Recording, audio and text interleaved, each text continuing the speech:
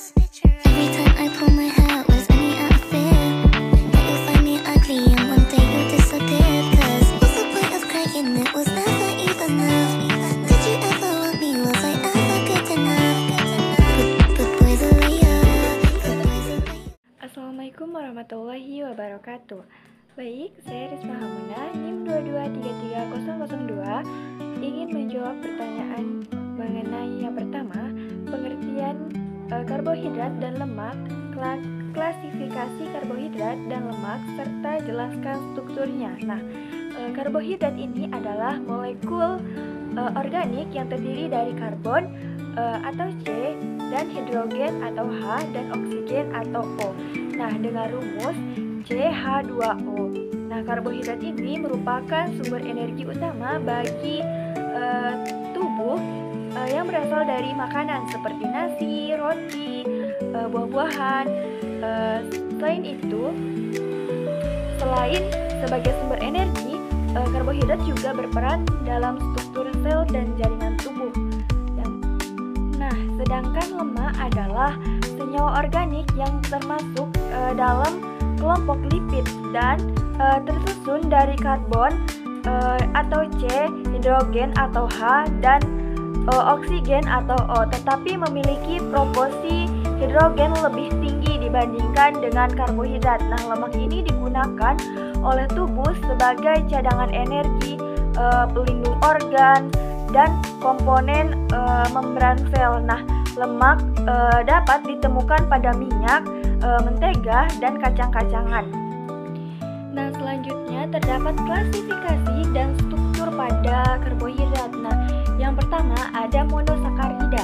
Nah, karbohidrat paling sederhana yang tidak dapat dihidrolisis menjadi molekul yang lebih kecil. Contohnya pada glukosa, fruktosa, dan galaktosa. Nah, yang kedua ada disakarida. Nah, disakarida ini terdiri dari dua monosakarida yang bergabung melalui ikatan glikosidik. Contohnya seperti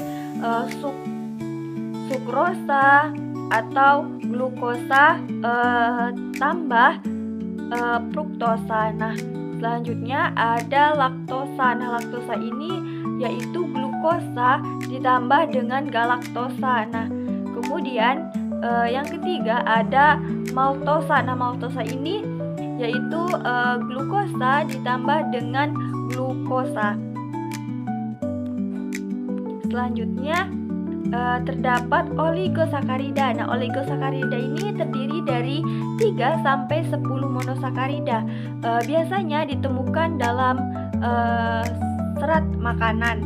Terus yang selanjutnya ada polisakarida. Nah, polisakarida ini polimer yang panjang dari monosakarida yang berperan sebagai menyimpan energi atau struktur. Contohnya amilum atau pati atau glikogen dan selulosa. Nah, kemudian selanjutnya terdapat struktur karbohidrat. Nah, struktur karbohidrat ini monosakarida. Nah, monosakarida ini memiliki struktur rantai karbon tunggal. Contohnya glukosa memiliki cincin hektosa. Nah, polisakarida ini terdiri dari rantai panjang yang bisa bercabang seperti glikogen, atau bercabang seperti selulosa. Nah, selanjutnya terdapat klasifikasi dan struktur lemak. Nah, klasifikasi lemak yang pertama, lemak sederhana. Nah, lemak sederhana ini seperti trigliserida atau lemak dan minyak.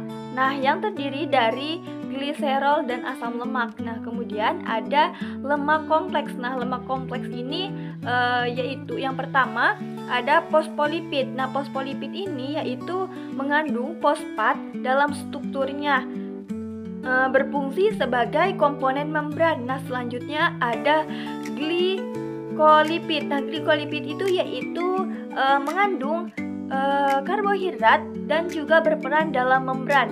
Nah, yang kemudian ada steroid. Nah, steroid ini yaitu lipid yang tidak memiliki asam lemak seperti kolesterol dan hormon steroid. Nah, selanjutnya ada struktur lemak. Nah, struktur lemak ini yang pertama asam lemak. Nah, asam lemak ini yaitu terdiri dari rantai karbon panjang dengan gugus berboksil atau COOH di ujungnya. Kemudian yang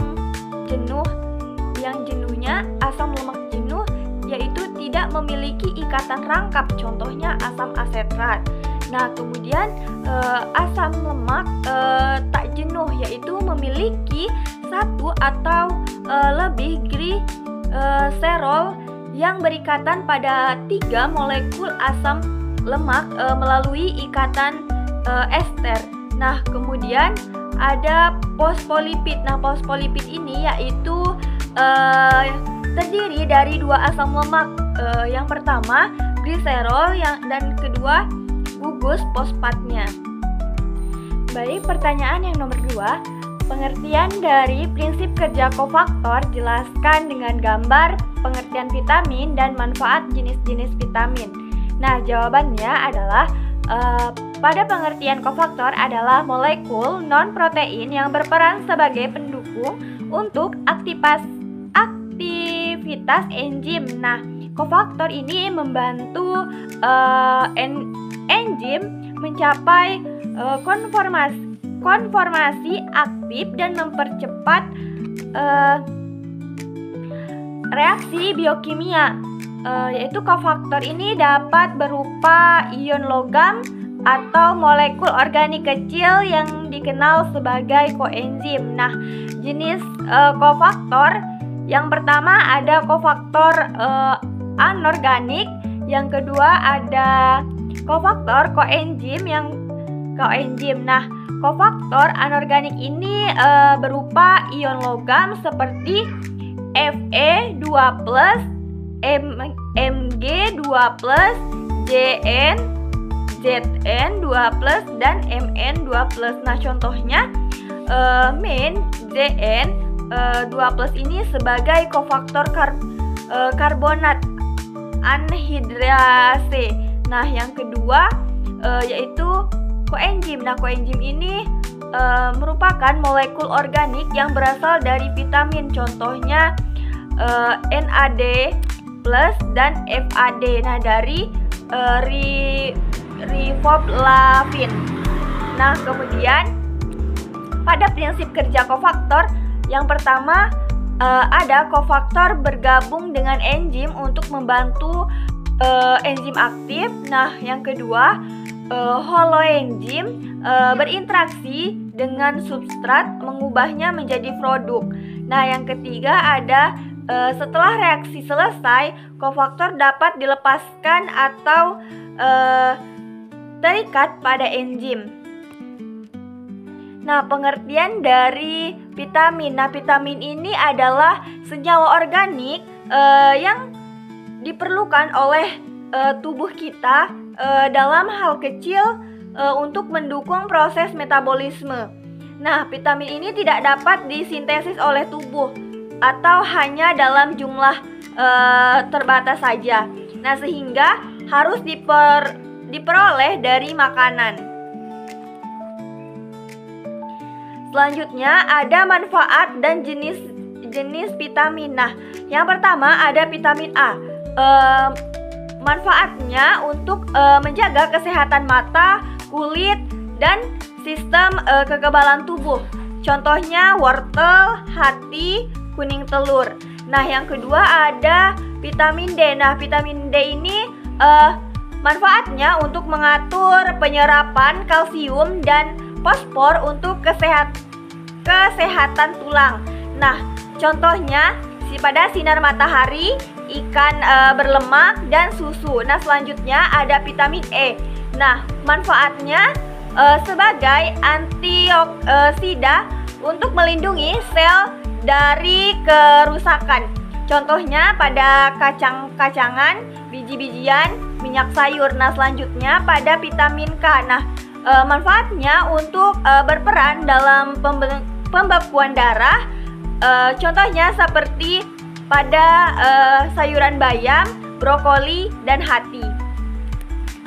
Nah, selanjutnya pada vitamin larut dalam air. Nah, manfaatnya yang pertama untuk meningkatkan sistem imun sebagai antioksidan, membantu penyerapan zat besi. Contohnya seperti jeruk, buah stroberi, dan buah kiwi.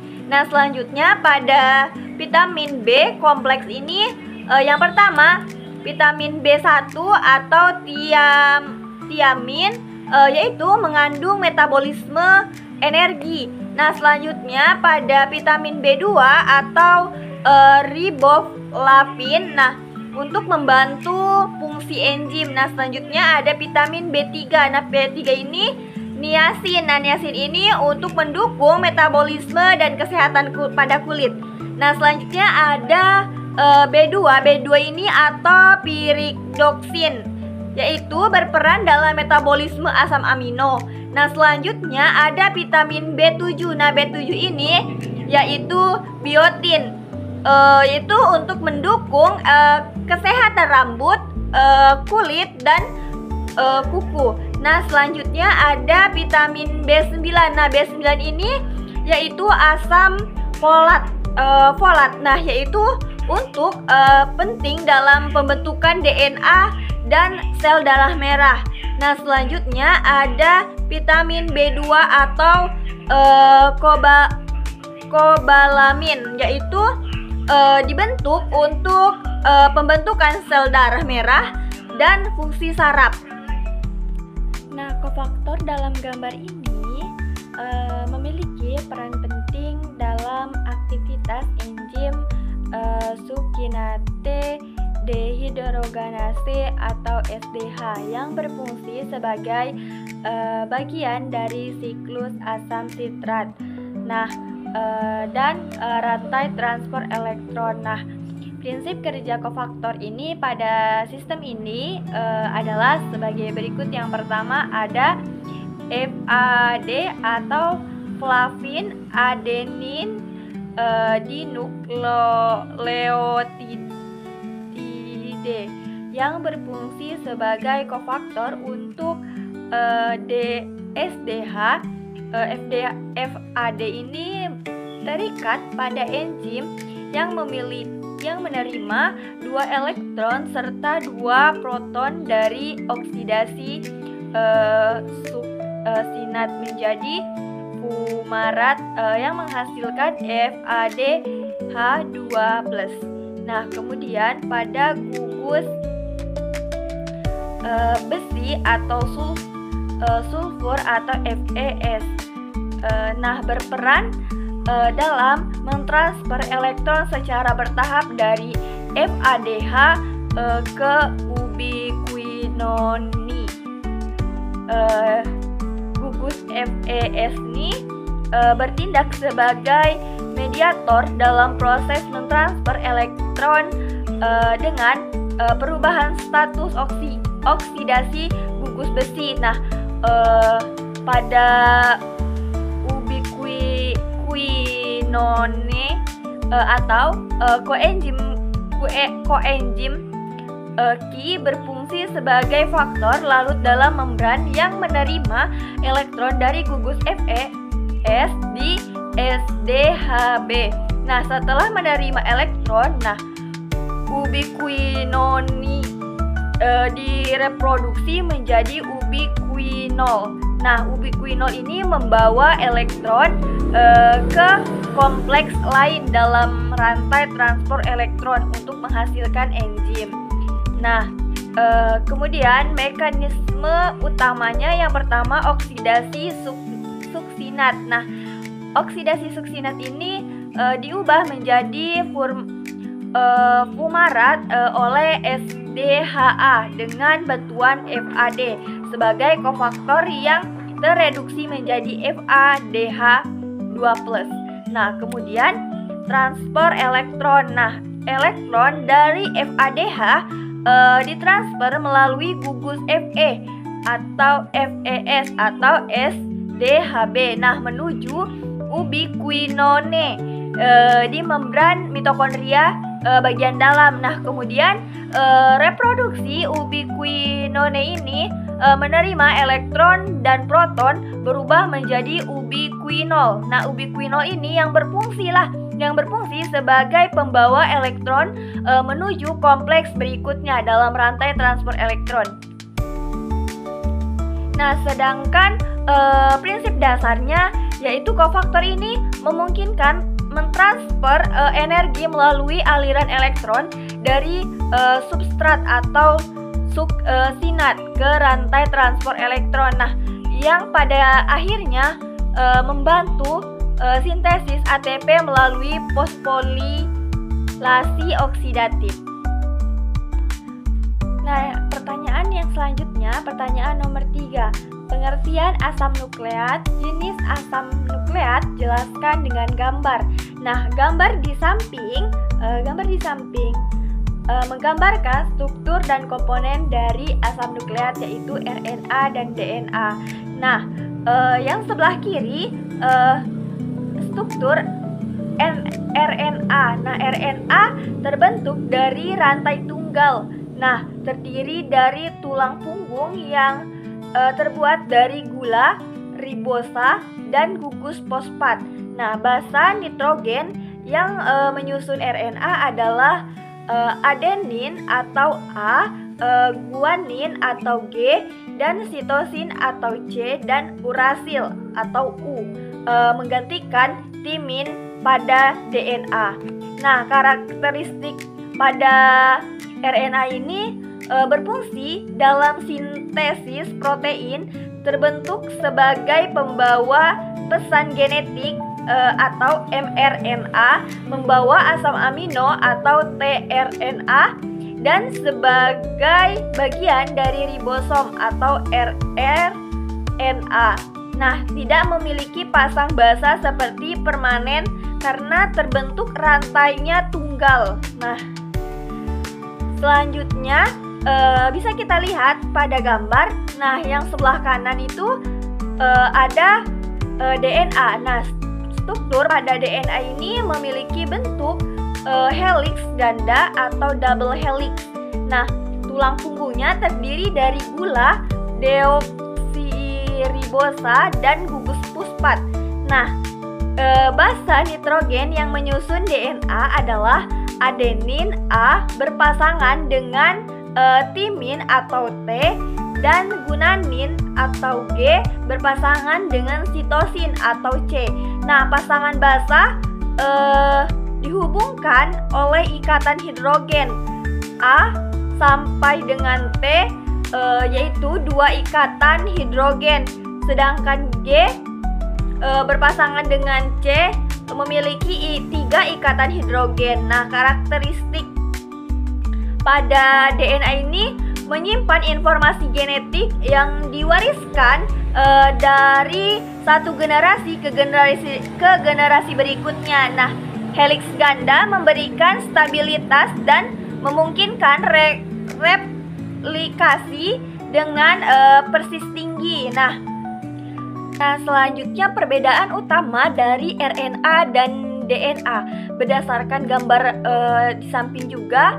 Nah, aspeknya RNA ini membentuk rantai tunggal, sedangkan DNA ini membentuk helix atau helix ganda. Nah,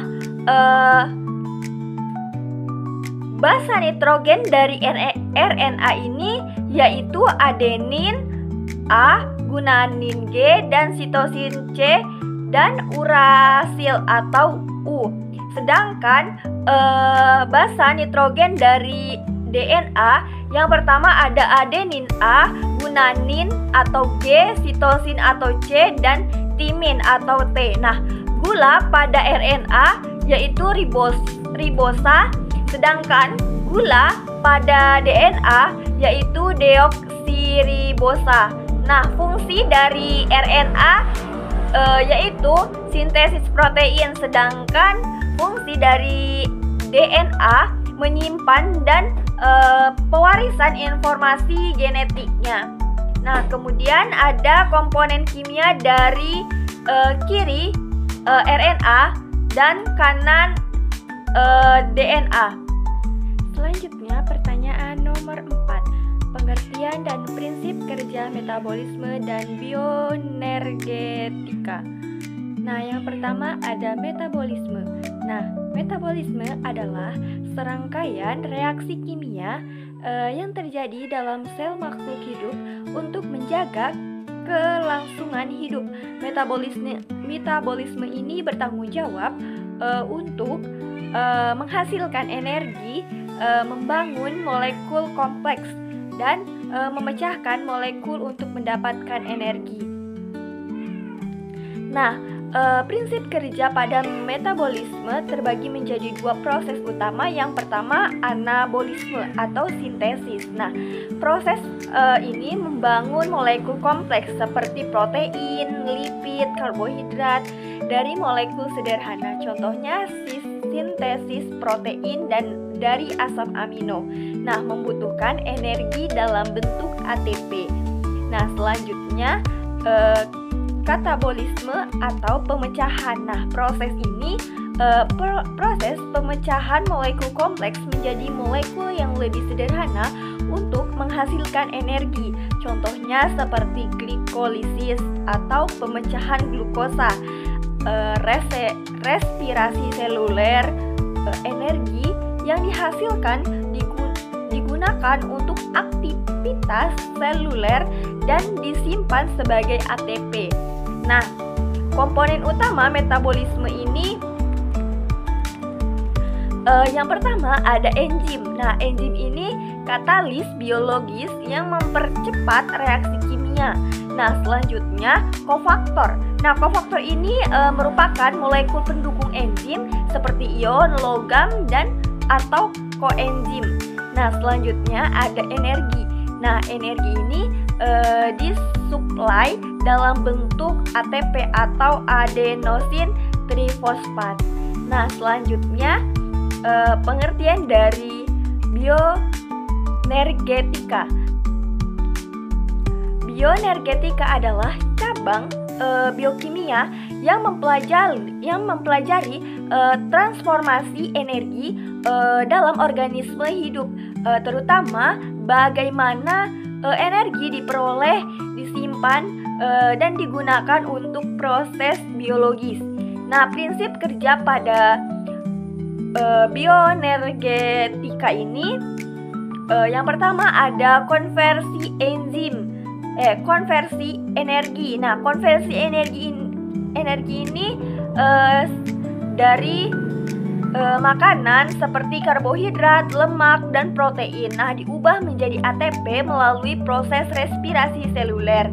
Nah, ATP digunakan untuk aktivitas biologis seperti transportasi aktif, kontraksi otot, dan sintesis biomolekul. Nah, selanjutnya ada proses utama dalam bioenergetika. Nah, yang pertama ada respirasi aerobik. Nah, respirasi aerobik ini merupakan proses menggunakan oksigen untuk mengoksidasi glukosa menjadi karbon dioksida dalam air untuk menghasilkan ATP. Nah, kemudian contohnya seperti glikolisis. Nah, glikolisis menuju siklus Krebs melalui rantai transport elektron. Nah, selanjutnya respirasi anaerobik. Nah, ini merupakan proses pembentukan energi tanpa oksigen. Nah, menghasilkan lebih sedikit ATP. Contohnya fermentasi asam laktat. Nah, fotosintesis pada tumbuhan yaitu energi cahaya diubah menjadi energi kimia dalam bentuk glukosa. Selanjutnya hukum termodinamika dalam bioenergetika.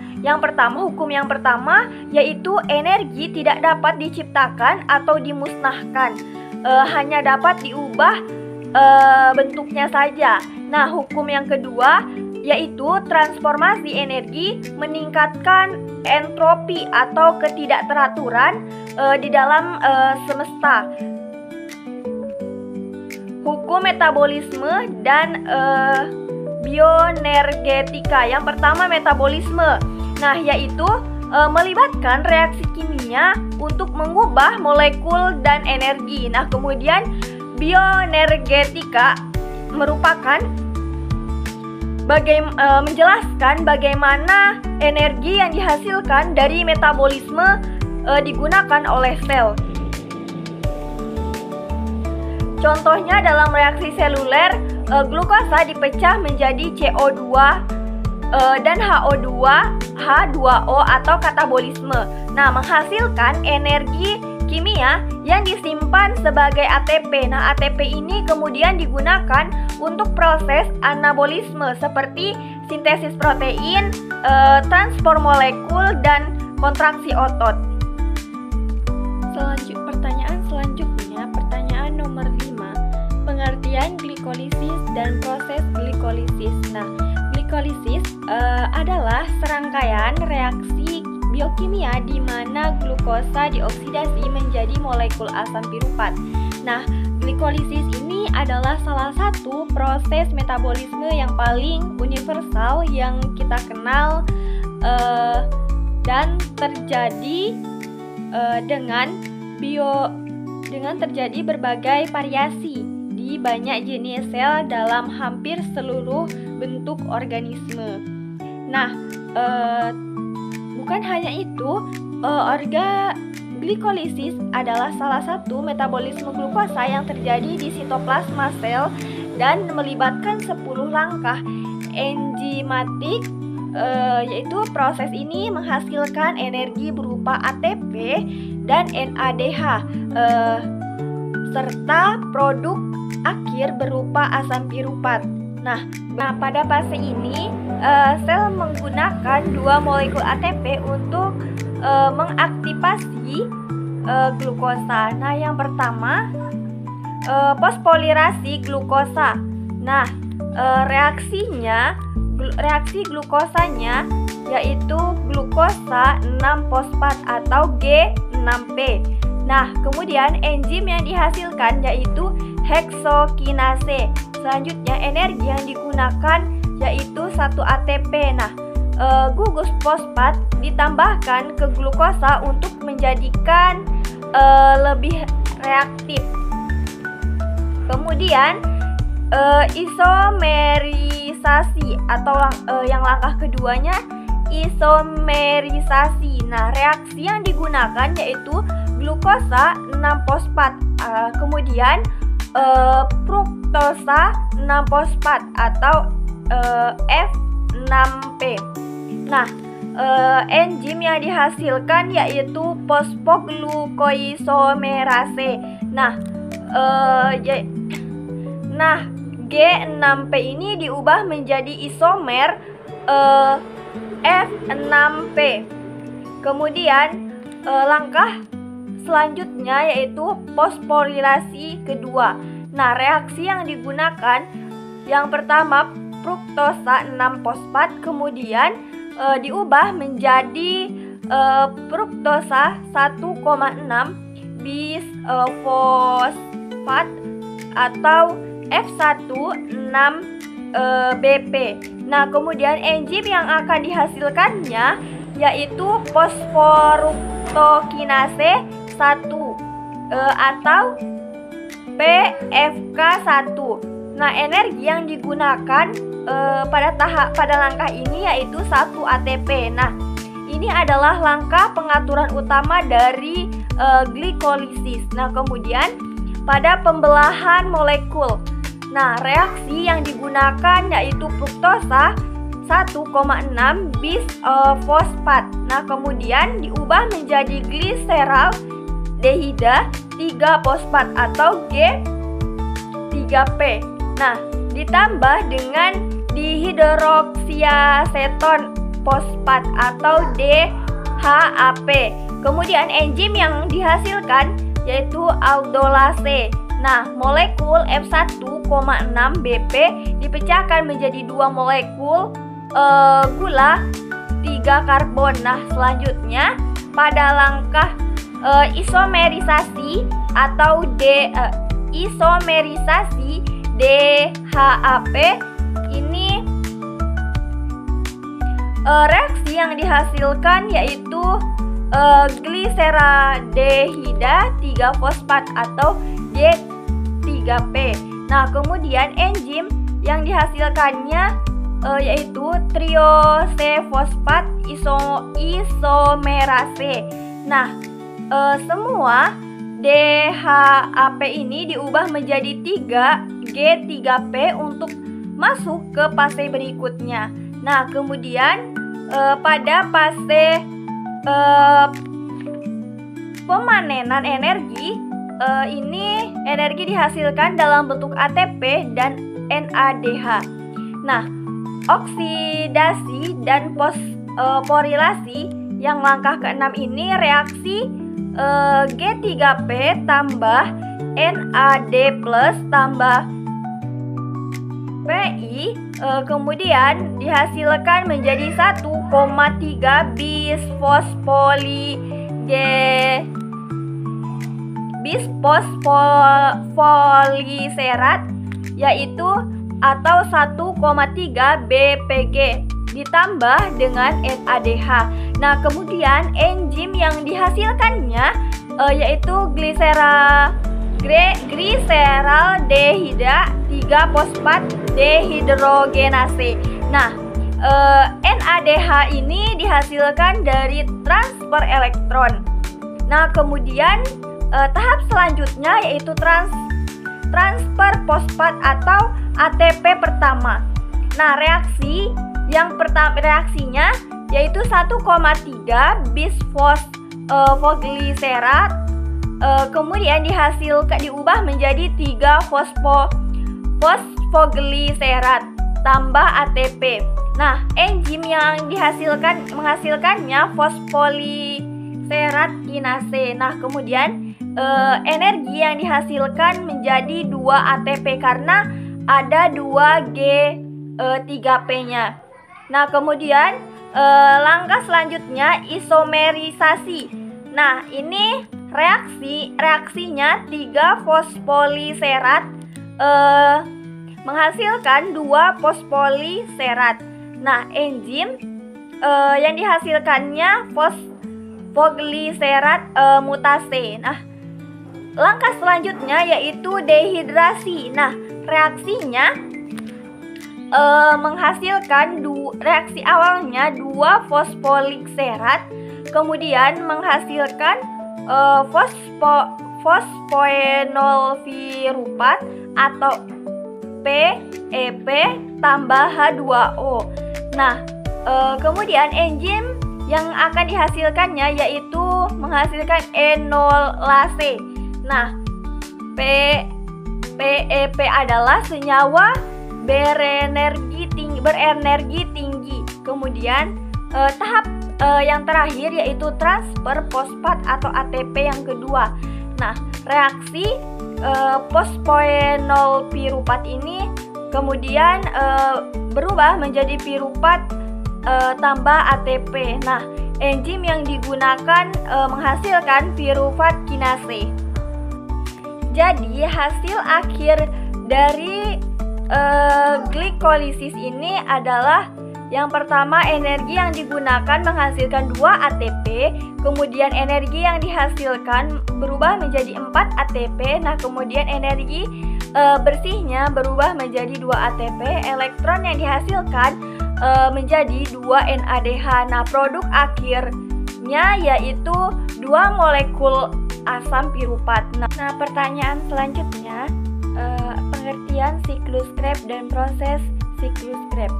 Nah, pengertian siklus Krebs. Siklus Krebs ini juga dikenal sebagai siklus asam sitrat atau siklus asam trikarboksilat adalah rangkaian reaksi kimia dalam metabolisme sel yang berperan penting dalam menghasilkan energi. Nah, proses ini terjadi di mitokondria dan merupakan bagian dari respirasi selular pada organisme aerob.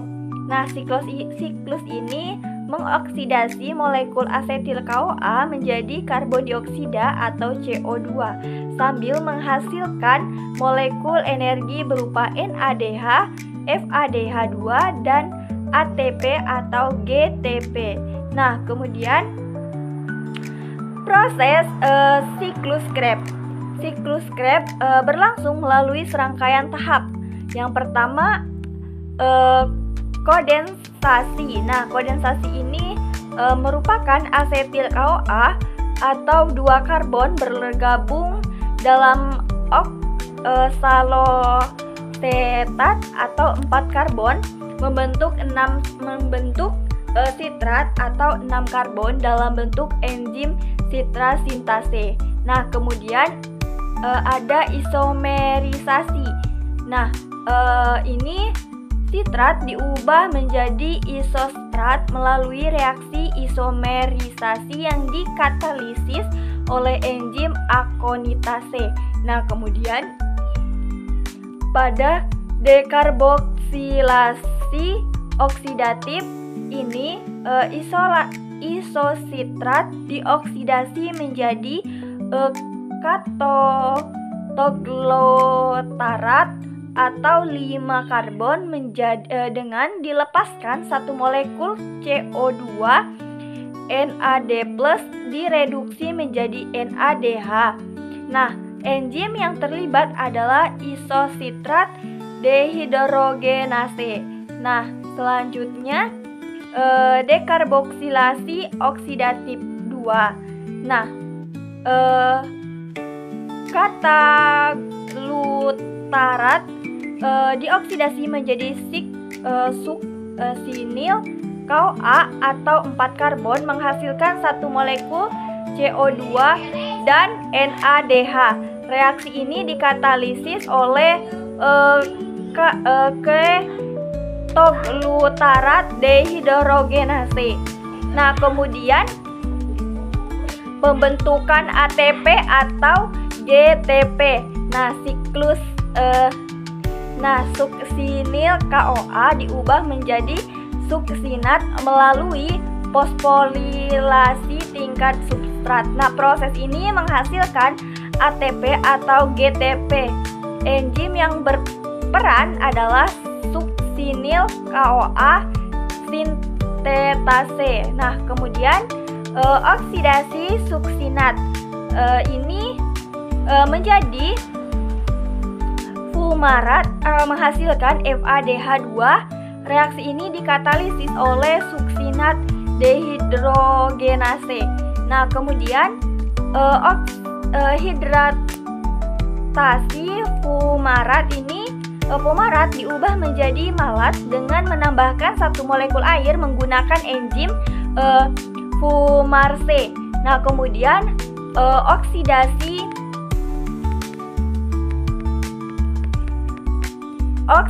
malat oksidasi menjadi oksaloasetat. Nah, ini menghasilkan NADH. Reaksi ini dikatalisis oleh malat dehidrogenase oksalosetat kemudian digunakan kembali dalam siklus berikutnya untuk bergabung dengan asetil KOA. Nah, hasil akhir siklus Krebs per molekul asetil KOA ini 3 NADH, 1 FADH2, 1 ATP atau GTP, kemudian 2 CO2. Nah, produk NADH dan FADH2 akan digunakan dalam rantai transport elektron untuk menghasilkan ATP tambahan. Pertanyaan selanjutnya, pengertian transport elektron dan jelaskan rantai transport elektron FADH. Nah, transport elektron adalah proses biokimiawi yang terjadi dalam membran mitokondria. Nah, di mana elektron yang dihasilkan dari reaksi metabolisme, glikolisis, siklus Krebs dan oksidasi asam lemak ditransfer melalui serangkaian kompleks protein. Nah, proses ini menghasilkan energi yang digunakan untuk memompa ion H+ melintasi membran, menciptakan gradien elektrokimia yang pada akhirnya akan digunakan untuk menghasilkan ATP melalui enzim ATP sintase. Transport elektron merupakan langkah penting dalam respirasi seluler aerobik. Nah, rantai transport elektron pada FADH2 yang pertama, sumber elektron dari FADH2.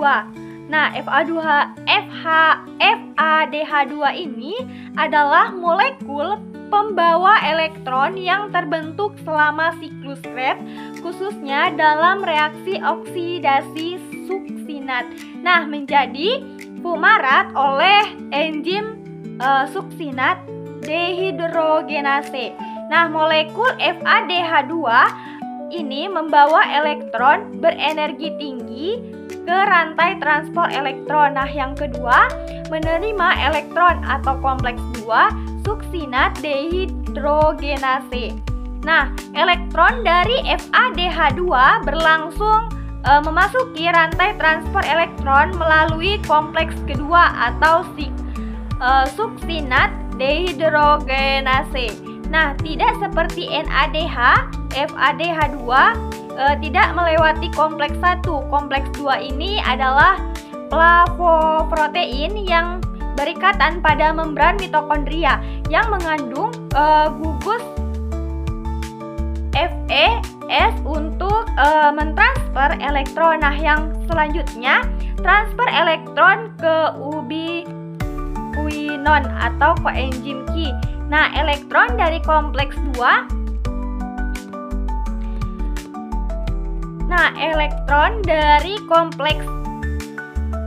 2 diteruskan menjadi ubiquinon atau koenzim Q yang kemudian direduksi menjadi ubiquinol atau QH2. Nah, ubiquinol bertindak sebagai pembawa elektron mobil yang bergerak di dalam membran lipid mitokondria. Nah, selanjutnya pada kompleks ketiga ini sitokrom atau C reduktase. Nah, elektron dari ubiquinol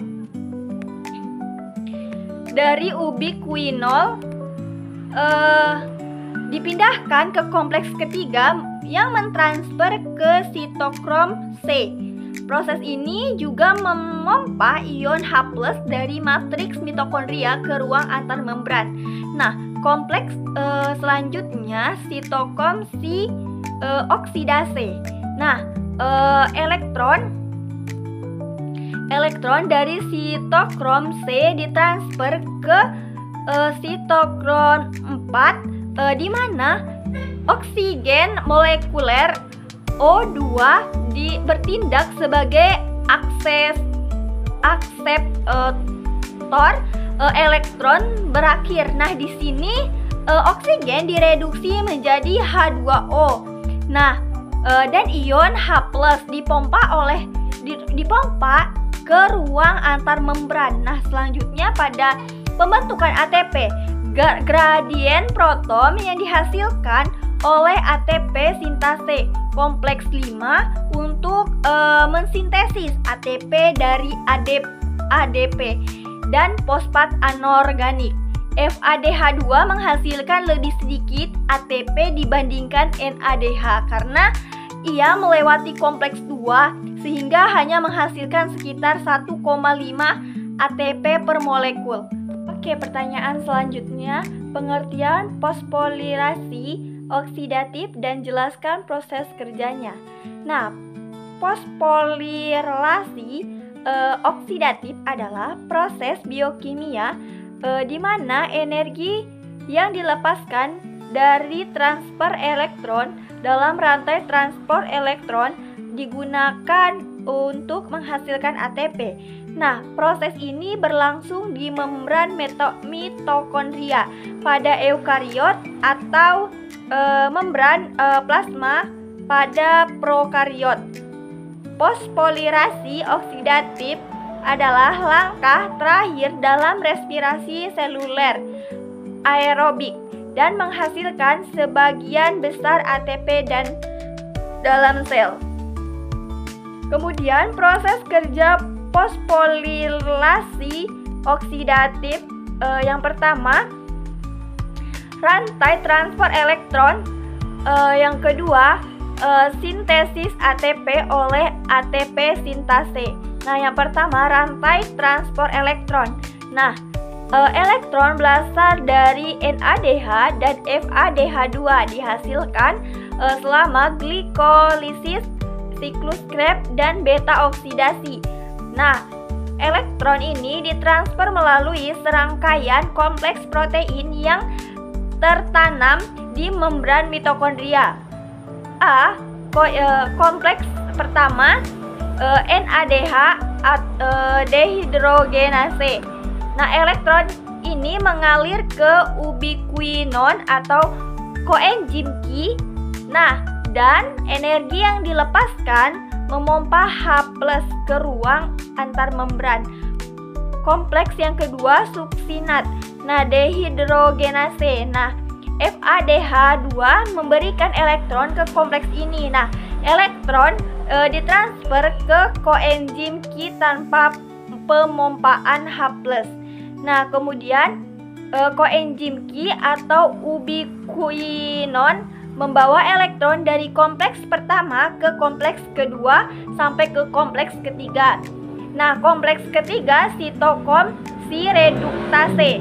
Nah, elektron ditransfer ke sitokrom C dan H+ dipompa lagi ke ruang antar membran. Nah, sitokrom C membawa elektron ke kompleks 4. Nah, kompleks 4 sitokrom C oksidase, elektron ini digunakan untuk mereduksi oksigen molekuler menjadi air atau H2O. Nah, kemudian yang kedua gradien proton motif force. Pemompaan H+ oleh kompleks 1, 2, dan 4 menciptakan gradien elektrokimia di membran dalam mitokondria. Nah, konsentrasi H+ lebih tinggi di ruang antar membran dibandingkan matriks mitokondria. Nah, sintesis ATP oleh ATP sintase. ATP sintase ini adalah enzim kompleks yang memungkinkan H+ mengalir kembali ke matriks mitokondria melalui salurannya.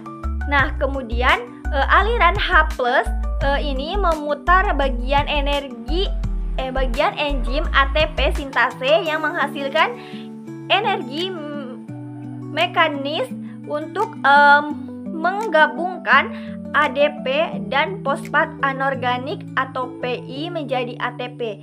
Nah, yang hasil terakhir, setiap NADH menghasilkan sekitar 2,5 ATP, sedangkan FADH2 menghasilkan sekitar 1,5 ATP karena ia melewati kompleks 2 yang tidak memompa proton. Nah, total ATP yang dihasilkan dari fosforilasi oksidatif ini adalah sekitar 28 sampai 32 ATP per molekul glukosa dari 36 sampai 38 ATP total respirasi aerobik. Selanjutnya pertanyaan mengenai pengertian oksidasi asam lemak dan jelaskan proses kerjanya. Nah, oksidasi asam lemak ini adalah proses metabolisme di mana asam lemak dipecah menjadi molekul yang lebih kecil untuk menghasilkan energi. Nah, proses ini berlangsung dalam mitokondria melalui jalur utama yang disebut beta oksidasi. Nah, menghasilkan asetil CoA, NADH, dan FADH2. Nah, produk ini kemudian masuk ke siklus Krebs melalui dan rantai transport elektron untuk menghasilkan ATP. Nah, oksidasi asam lemak adalah sumber energi utama bagi tubuh selama aktivitas fisik intens. Nah, proses kerja oksidasi asam lemak atau beta oksidasi yang pertama, asam lemak, aktivasi asam lemak. Nah, sebelum asam lemak dapat dioksidasi, mereka harus diubah menjadi bentuk aktifnya, yaitu asam lemak asetil KOA. Nah, proses ini terjadi di sitoplasma dengan bantuan enzim asetil KOA sintetase dan memerlukan energi dari ATP yang diubah menjadi AMP. Nah, yang selanjutnya transport ke mitokondria. Nah, asam lemak asetil KOA tidak dapat berlangsung menembus membran dalam mitokondria. Oleh karena itu, diperlukan sistem transport menggunakan karnitin. Nah, yang pertama, karnitin asetil transferase. 1. Di membran luar mitokondria mentransfer asetil dari asetil KOA ke karnitin membentuk asetil karnitin. Nah, selanjutnya translokasi asil karnitin. Asil karnitin diangkut ke matriks mitokondria oleh protein transport. Nah, selanjutnya regenerasi asil KOA di dalam mitokondria, enzim CAT2 mengembalikan asil ke KOA. Nah, menghasilkan asil KOA. Nah, proses beta oksidasi berlangsung dalam matriks mitokondria dan terdiri dari serangkaian reaksi yang mengurangi panjang rantai asam lemak. Setiap siklus beta oksidasi melibatkan 4 tahap utama. Yang pertama, oksidasi oleh FAD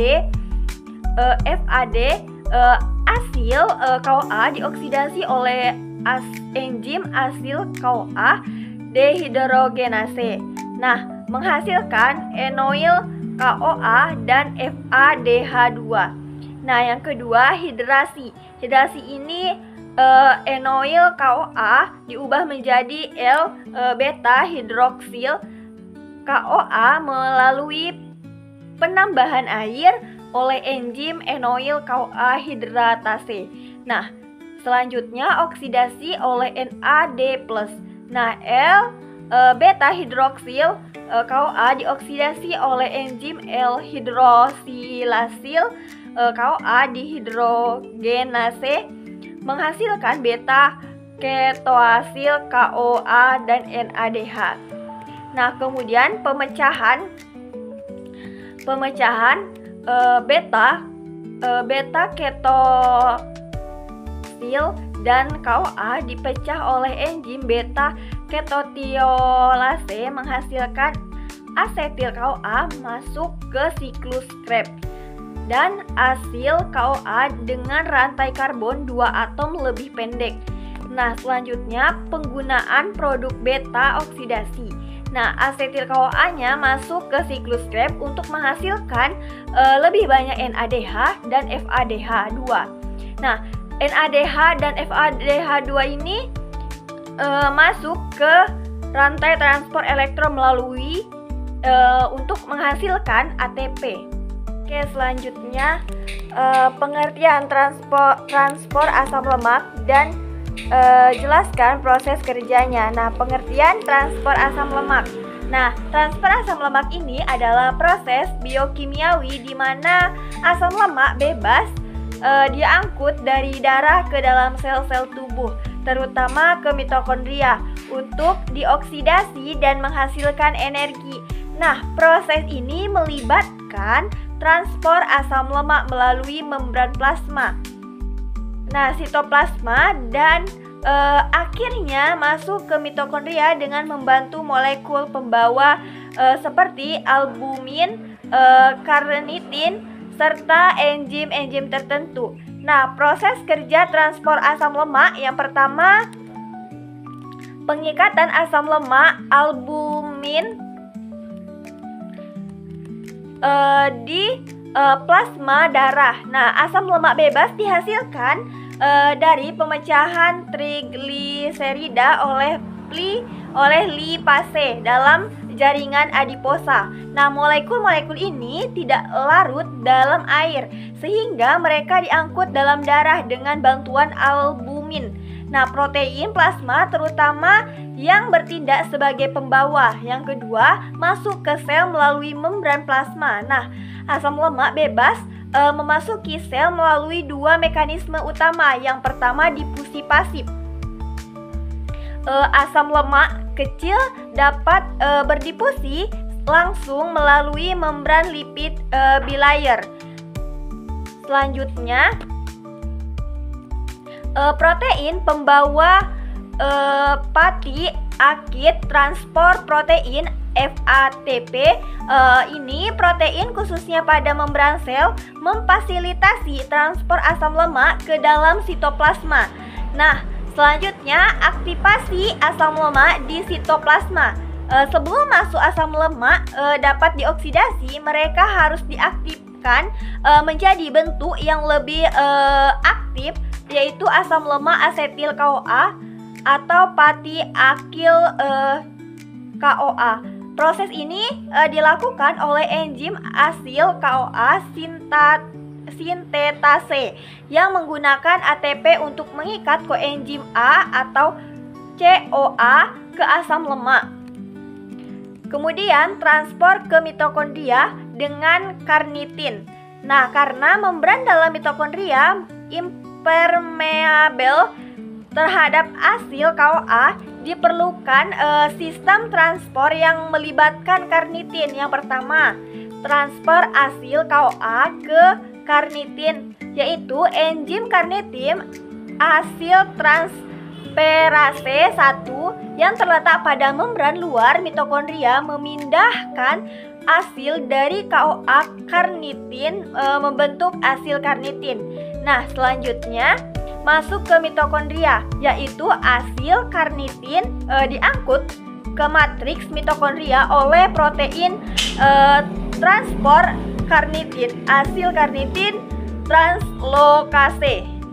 Selanjutnya, regenerasi asil CoA, yaitu di dalam mitokondria karnitin asil transferase 2 mengembalikan asil ke CoA, membentuk asil CoA kembali. Nah, selanjutnya ada oksidasi beta di mitokondria.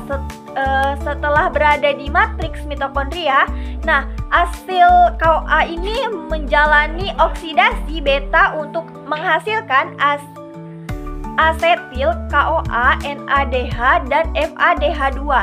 Produk ini kemudian masuk ke siklus Krebs dan rantai transport elektron untuk menghasilkan ATP. Itulah tadi jawaban yang bisa saya sampaikan. Kurang dan lebihnya saya mohon maaf. Wassalamualaikum warahmatullahi wabarakatuh.